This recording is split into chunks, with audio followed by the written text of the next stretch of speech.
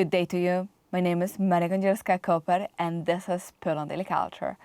And we're talking about the earthquake which happened in Syria and touched a lot of Christian and Catholic families who live there and who were going every Sunday there for a mass. With me on Skype is Xavier Bissett, the coordinator for Syria, Lebanon and Egypt for the Aid to the Church in Need. Xavier, thank you very much for talking to us. Thank you. And you are thus in the mission of working and helping there for the organization, the Aid to the Church in Need. You're based in Syria, traveling in those three countries, Egypt, Lebanon, and Syria. And recently, this awful earthquake which touched Syria.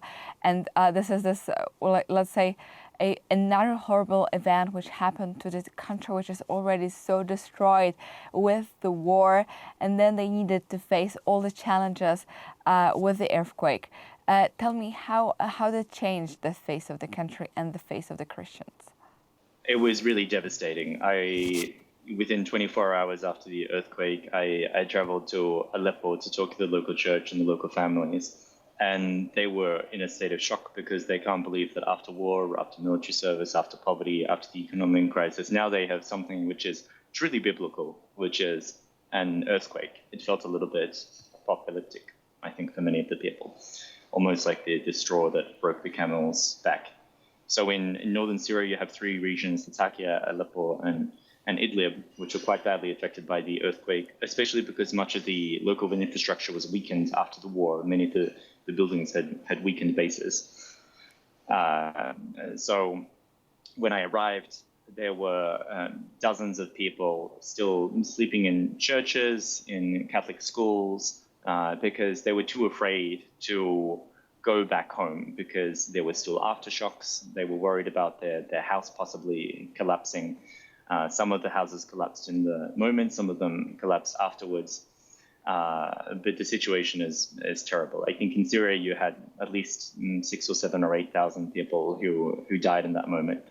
So since that point, we've been working with the church on two main areas. One is helping to repair homes and secure homes, especially the homes which didn't collapse, but they need reinforcement to make sure that they are safe for families to return.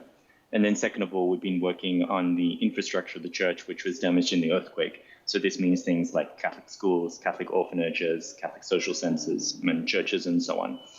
And unfortunately, these repairs are often quite expensive because you've seen quite a lot of structural damage to these buildings. It seems almost impossible that, and I would say ironic, the fact that with such huge destructions of Syria and with all the challenges they already needed to face and the horror of war, now there's this huge problem of the earthquake. Tell me, please, how still the Christians all over the world and can help the church in Syria and the local minorities after the earthquake? So the first and the most important thing, obviously, is, we are a pontifical foundation, so everything we do is in prayer. And very much the Christians of Syria and the Catholics of Syria, they ask for prayers and they ask not to be forgotten, because often they do feel as though they are forgotten by some large agencies such as the UN.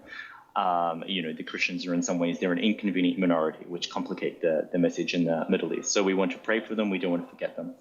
And second of all, we also want to help them in very practical ways. And you can do that if you are interested via our Polish office, which leads many excellent initiatives to support the local Christians. The things which are particularly important right now are everything which is related to pastoral programs, summer camps, recovery from the trauma of the war and the earthquake. We also have an active program in micro projects to help families be able to rebuild their lives and to be able to stay. And of course, we help many Catholic religious, especially Catholic sisters, who are working with the poor in these countries. So encourage your support for these initiatives, which is tremendously appreciated. So I leave you, all the viewers of Poland Daily Culture, with this message: is not to forget the church in Syria and not to forget those people who so desperately need also our prayers and actions. So go check what the church, what the aid to the church in need can offer in Poland, but also in the countries where you're watching this video and this interview. And just simply, if you are the people of faith, then pray for those people and pray for Syria. And thank you very much for watching our show.